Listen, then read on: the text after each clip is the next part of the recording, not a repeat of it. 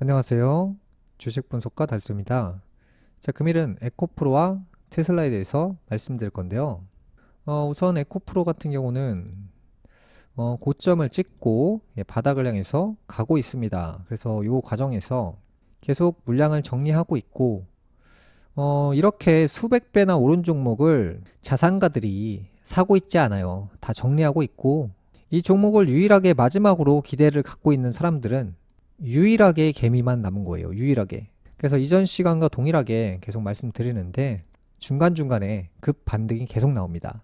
그래서 탈출할 수 있는 시간이 계속 나올 거기 때문에 탈출 준비하시면 되고요. 이전에 현대차 같은 경우도 제가 이제 고점이 27만 원이라고 말씀드렸고 실제로 쭉 내려왔잖아요. 그 다음에 이제 삼성전자 같은 경우도 이전에 고점이 9만 원대.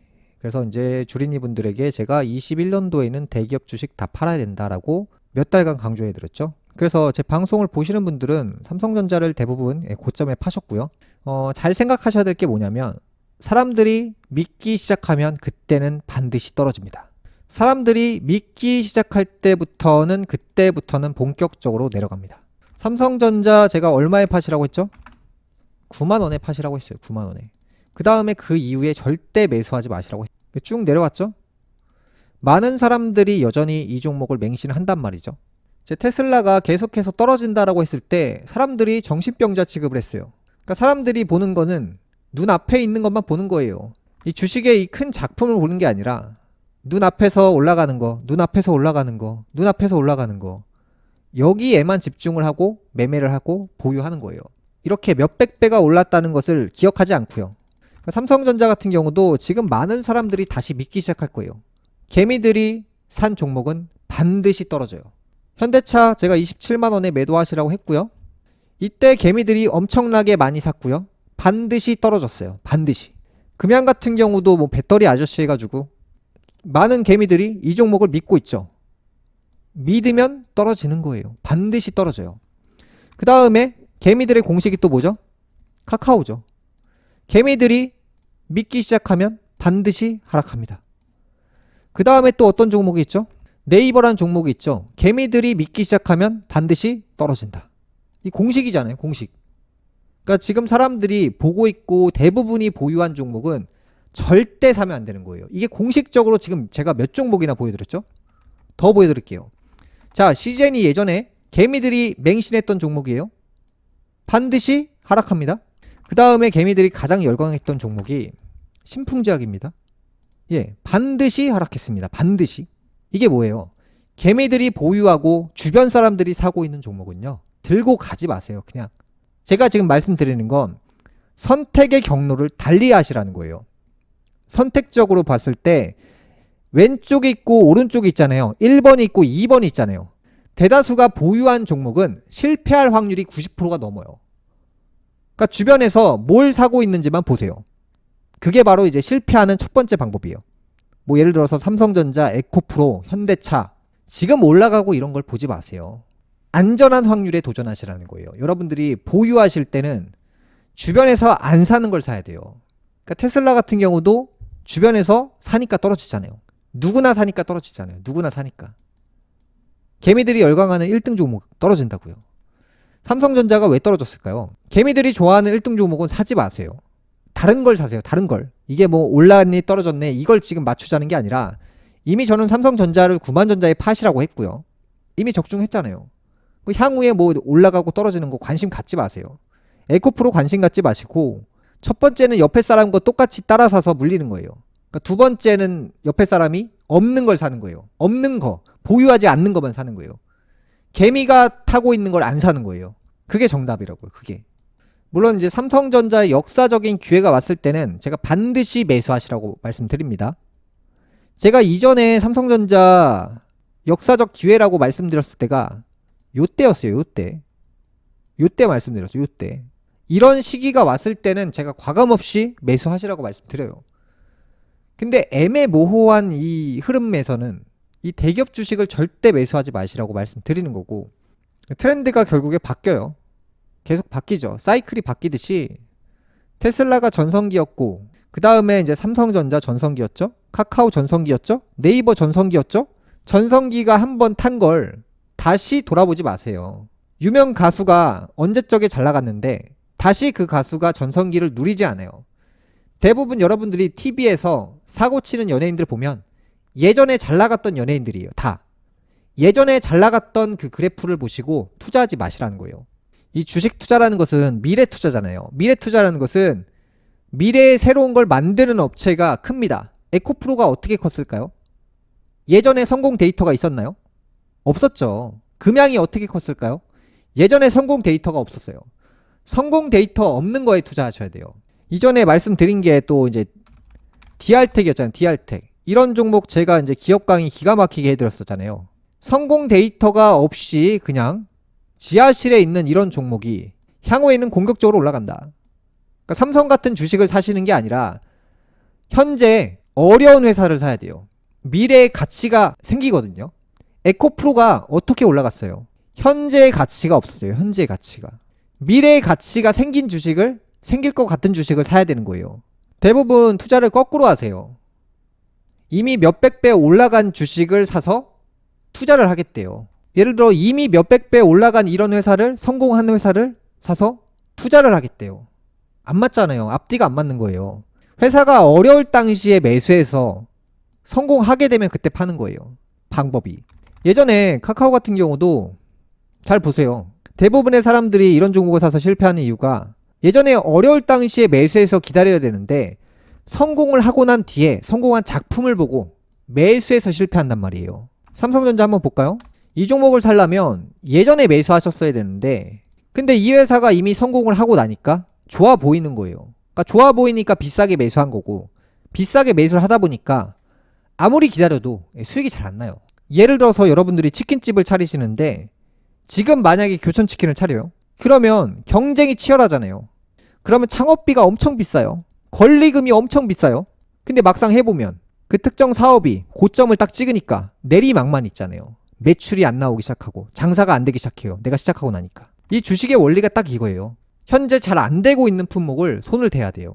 그래서 시간을 어차피 투자할 거니까 식당에서 태블릿으로 만약에 주문하는 그런 제품을 파는 회사예요. 손님들이 앉아서 태블릿으로 주문하고 그 앉아서 바로 결제하고 이런 제품을 만드는 회사가 예를 들어 있어요.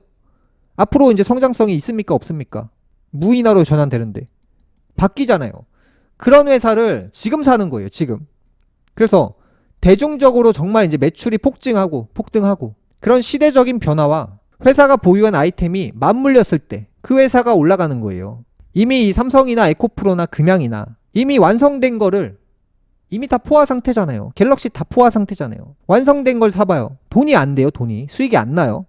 나봤자 조금 나는 거예요. 조금. 에코프로가 이렇게 왜 많이 올랐는데요. 미래를 알 수 없었는데 정말 뻥 터졌잖아요. 미래가 안 보였던 이 회사가 미래가 보이기 시작하니까 매출이 막 2배, 10배, 20배 이런 식으로 폭발해버리니까 그래서 오른 거잖아요. 사람들이 이제 열광하는 거죠. 그때부터는. 그러니까 회사가 못나 보일 때 사야 되는 거예요. 못나 보일 때. 좋아 보이면요. 주식이 비싸져요. 이미. 이렇게 보세요. 몇백 배가 오른 이 회사를 지금에 와서 사면 늦는 거예요. 이 기본적인 공식을 왜 모를까요? 사람들은. 직장만 다니니까 모르는 거예요. 사업을 해보고 이 아이템이 어떻게 크는지 매출이 어떻게 성장하는지 사람들이 어떻게 이런 제품을 구입하는지 그걸 봐야 되는데 투자를 마치 은행에 예금 넣듯이 하는 거예요. 뭐 배당을 받아야 된다? 회사 통장에서 돈을 꺼내면 마치 그 돈이 공짜로 생긴 거라고 생각해요. 사람들은. 그런 배당을. 회사가 만약에 100억이 있습니다. 100억을 통장에서 꺼내가지고 배당을 받아버려요. 근데 이걸 배당 받으면 공짜라고 생각해요. 아니죠. 회사의 가치, 통장의 자산이 100억이 증발해버리는 거예요. 그러면 주식의 가치가 떨어지죠. 이걸 마치 배당을 공짜라고 생각하시는 분들이 있는데 공짜가 아니라요. 내 돈을 깎아먹는 거예요. 말 그대로. 그래서 몇 가지 이슈에 대해서 좀 말씀드릴 건데요. 지금 뭐 백금 같은 경우도 지금 거의 인플레이션까지 반영하면 한 80% 정도 저렴해요. 왜냐면 이전에 백금이 30만 원이었거든요. 근데 화폐를 지금 한 3배 이상 발행했으니까 백금이 지금 시세가 이때 기준으로 봤을 때는 90만 원이어야 돼요. 근데 지금 현재 백금 시세가 15만 원 정도 하거든요. 그러니까 인플레이션 반영하고 화폐양 늘어난 거 계산해보면 백금이 한돈에 90만 원 정도 했어야 되는데 야 이게 15만 원이 돼버렸네. 그러니까 인플레이션 방어 아이템으로는 딱이라는 거예요. 이런 게. 지금은 이제 어떤 거냐면 화폐를 계속 찍어대고 있잖아요. 그럼 내 돈을 굉장히 이제 저렴하다고 생각하는 물건으로 바꾼 다음에 이 물가 폭등을 기다려야 돼요. 그 중에서는 아파트가 제일 위험한 거고, 그러니까 거기서 뭐 조금 올라가고 이런 걸 지금 봐야 되는 게 아니라 인플레이션이 만약에 10% 20% 물가가 급등해 버려요. 그러니까 예를 들어서 아파트를 들고 있었는데 아파트가 한 10%밖에 안 올라요. 그러니까 물가보다 적게 올랐죠. 그럼 아파트가 오른 거냐? 안 오른 거예요. 그 화폐를 가만히 들고 있으면 물가가 20% 올랐는데 화폐 가치가 20% 떨어진 거죠. 그러면 화폐를 들고 있어도 위험한 거고. 그러면 그나마 이 인플레이션을 물가 상승보다 더 안전한 품목을 찾아야 되는데 그 품목이 뭐냐면 백금 같은 거예요. 이미 엄청나게 많이 떨어진 거. 이런 걸 사면 물가 상승을 그 이상으로 방어할 수 있는 거예요. 내 돈의 가치를. 그러니까 지금은 화폐를 막 찍어대고 있잖아요. 미국 정부에서 지금 또 화폐를 찍겠다고? 채무 한도를 올리겠다. 뭐 이런 얘기를 하잖아요. 그러니까 지금 말도 안 되는 얘기를 또 하고 있는 거예요. 눈치 보고 있는 거죠. 화폐를 인위적으로 찍으려고 하다 보니까 주변국들한테 눈치가 엄청 보이는 거예요. 그래서 그냥 찍을 수는 없으니까 이러다 미국 경제 무너지는 거 아니냐? 뭔가 불안감을 조성하는 거예요.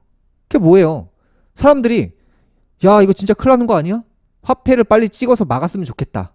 사람들이 이렇게 마음이 바뀌어요. 그러면 계속 그런 식으로 겁을 주고 어차피 찍을 거면서 화폐를 막 찍으면 미국의 신용이 떨어져요. 상대국들이 미국의 달러를 보유하지 않으려고 해요. 그래서 눈치가 보이니까 이런 쇼맨십을 하는 거예요. 그래서 결국에는 찍을 거면서, 그러니까 찍으니까 뭐예요? 화폐량이 또 폭증하고 있잖아요. 물가 폭등하고 있어요. 지금은 이 달러의 가치, 이 돈의 가치를 어떻게 보존할 것이냐. 물가보다 내 돈의 가치가 빨리 더 많이 상승해야 돼요. 그런 관점으로 지금 투자 시점을 봐야 되고, 그래서 제가 이제 이전에 백금을 말씀드린 이유가 이런 것들이고, 원자재 가격을 한번 보세요. 지금 1년에 막 20%씩 올라가고 있잖아요. 그러니까 내 돈의 가치가 다운이 되는 거예요. 20% 값을 더 주고 사야 되니까 물건을.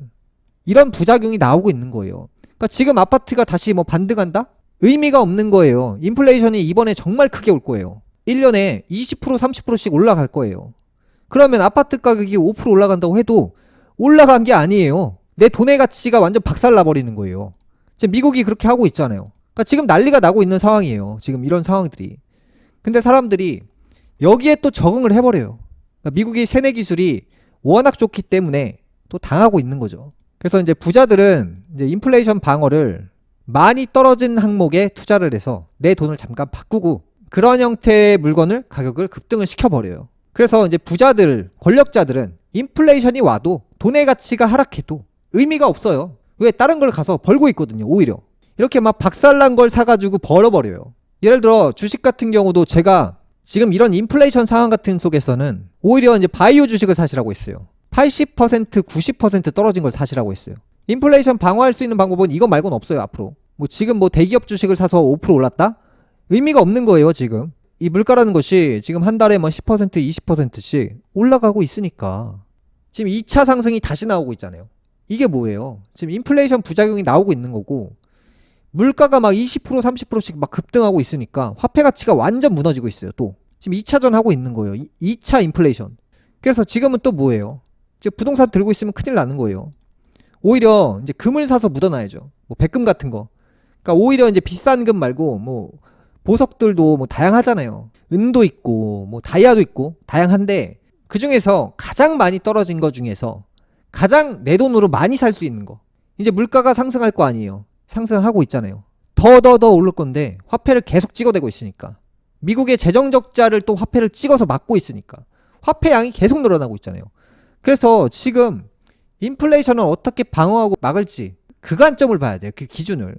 그래서 모든 가치가 폭락하고 어려워질 거예요. 지금 미국이 그대로 가고 있고 몇 가지 이슈에 대해서 말씀드릴 건데요.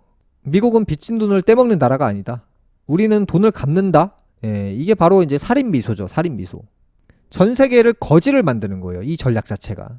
그래서 이제 물가가 계속 올라가다 보니까 인플레 둔감증이란 주의보가 떴습니다. 그러니까 물가가 계속 오르니까 사람들이 거기에 적응하는 거예요. 지금 이게 뭘 의미하냐? 비싸도 사게 되고 비싸도 인정하게 되니까 지금보다 물가가 더 올라간다는 거예요. 사람들이 화폐 가치가 떨어지니까 계속 그 화폐 가치가 떨어진 걸 인정하고 화폐는 휴지야. 돈을 막 그냥 쓰는 거죠. 생각 없이. 영국 같은 경우도 지금 사상 초유의 위기입니다. 금리를 또 인상했어요. 2008년 이후 15년 만에 가장 높은 수준으로 올랐고요. 11차례 연속 기준금리 인상을 단행했습니다. 그러니까 기족의 몰락이죠. 그러니까 미국이 패권을 잡고 있다. 쉽게 안 무너진다. 아닙니다. 미국의 돈의 가치가 계속 쓰러지고 있어요. 그래서 중국 정부가 미국 달러화 패권에 도전하고 있고요. 사우디아라비아나 러시아, 브라질 등 전 세계 8개국이 달러화 대신 위안화 사용을 공식화했고요. 이러한 흐름 덕분에 중국의 국제거래에서 위안화가 차지하는 비중이 48%를 기록했고요. 처음으로 달러가 차지하는 47% 비중을 위안화가 넘게 됐습니다. 그러니까 기축통화로서 달러가 본격적으로 지고 있다는 거예요. 미국의 몰락의 신호가 시작된 거예요. 기축통화의 1위라는 자리가 바뀌었다는 거죠. 이미 돈 많은 국가들이 왜 달러를 버리고 있을까요? 이런 살인 미소를 지으면서 돈을 찍고 있으니까요. 그 다음으로 이제 백수 열풍이 불고 있는데요. 지금 젊은 사람들은 놀고 있고요. 나이가 많은 사람들은 일을 하고 있는 거꾸로 가는 시대가 열리고 있습니다. 그래서 실제로 60년대생 분들이 지금 가장 큰 위기가 조금 있으면 오잖아요. 정년퇴임. 그래서 대략 인구가 850만 정도 되는데요. 일하지 않는 인구가 이 정도로 많아질 예정이고, 그 얘기는 뭐냐?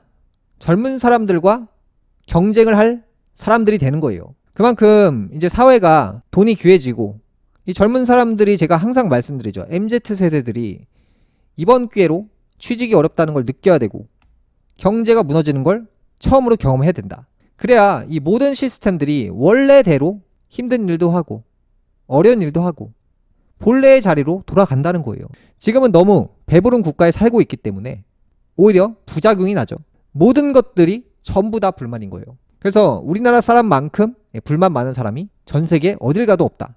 그래서 이번 경제 위기는 그러니까 우리나라에게는 꼭 필요한 과정이라고 봅니다. 금요일 방송 여기까지 하겠습니다. 다음 시간에 뵙겠습니다. 감사합니다.